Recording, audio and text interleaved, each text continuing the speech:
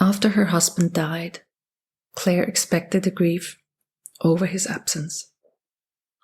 But what caught her off guard was the silence at the breakfast table, the shift in family finances, and the awkward invitations to events where everyone was coupled up. She missed being introduced as his wife, missed the security of shared decisions and the future plans that were now erased. These secondary losses, as they're called, felt like echoes of her original grief, smaller but constant. And they were everywhere, reminding her not just of who she lost, but of everything that changed with him.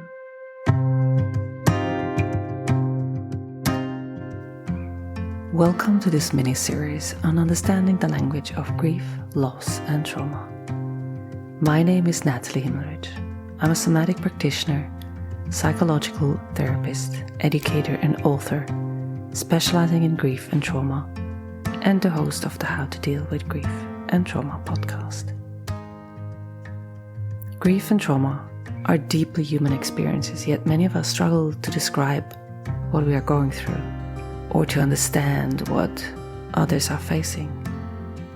The vocabulary of loss is vast, varied, and sometimes overwhelming. In this short podcast episode series, we'll explore the different types of grief, loss, and trauma that people encounter throughout life. Each mini-episode serves both as an educational tool and a compassionate companion for anyone trying to make sense of their own experience with grief, loss, and trauma, or someone who is supporting someone else who is. These terms are more than labels. They are doorways into greater understanding, healing, and connection. Whether you are a bereaved parent, a caregiver, a therapist, or someone walking alongside a grieving friend or someone who has experienced trauma, these bite-sized episodes aim to give you language, insight, and tools. Each one includes a definition, some key considerations, an explanation of why it matters, relevant podcast episodes, and frequently asked questions that I have been asked by my clients and you, the listener of the podcast. And my answers are all grounded in both professional and lived experience. So let's begin.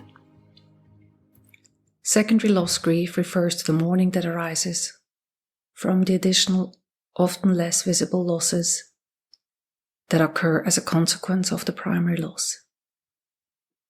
These can include the loss of identity, financial stability, routines, roles, relationships, social status, or even faith or purpose.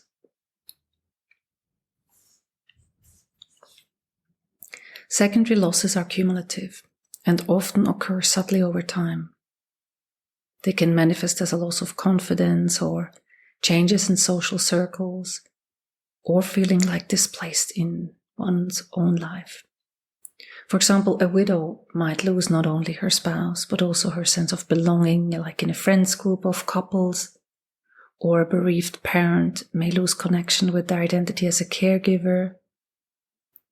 These types of grief can be just as impactful as the primary loss, but often receives little acknowledgement or support. But this is really important because recognizing secondary loss grief is essential to fully understand and support someone going through that kind of bereavement and through experiencing secondary losses.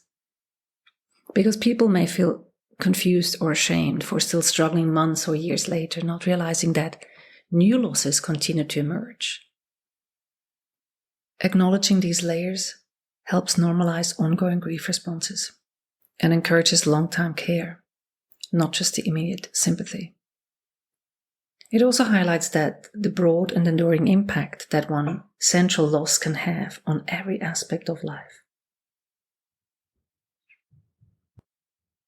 Many of the episodes in which I interviewed widows, they shared about secondary losses, as I mentioned above, as well as parents grieving the loss of a child, either through stillbirth, infant loss, child loss, or teenage loss.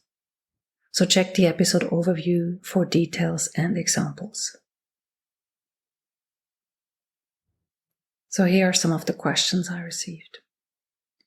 Why do I miss things I didn't think I cared about? So this is because those things were intertwined with your life, your identity, and your emotional safety. And their loss signals major change. It can be something really small, but it's meaningful to that person that you have lost or in relation to the person that you've lost. Is it okay to grieve these? Absolutely. Because grief is not reserved for people alone or for death-related losses. It is also for routines or dreams or roles that shaped your daily experience. My clients often ask, how do I recognize secondary loss in my grief? So I would ask you, what else has changed since your primary loss? Emotionally, socially, practically. These ripple effects often show up in daily life. It can also be friendships that change, that previously were relating to you as this person and you have changed now. Another question is, can secondary loss resurface later? Yes, sometimes secondary losses emerge long after the initial grief, especially during life transitions like moving house or retirement or family milestones. Is it normal to grieve things beyond the person who died? Yes, grief often extends beyond the loss to the person to include the ripple effects of their absence, as I said, like roles, routines, or shared dreams. And these secondary losses are valid and can be just as painful as the primary loss. And so this leads to the last question. Why do I feel like I'm grieving all over again months later?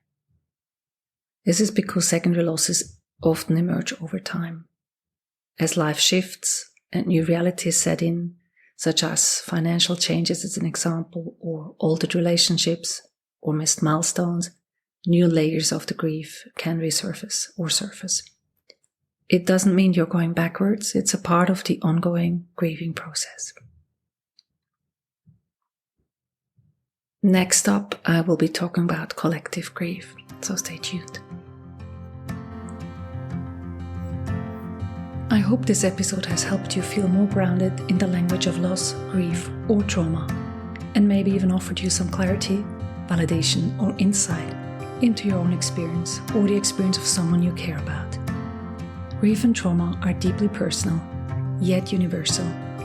When we can name what we're feeling, we take one powerful step closer to healing and the integration of our experience back into our life. If this series resonates with you, I invite you to keep exploring. You'll find more resources, courses, and ways to work with me at nathaliehimmelrich.com. And of course, you're always welcome to revisit any of the episodes whenever you need a gentle reminder that you're not alone. Until next time, take good care of your heart.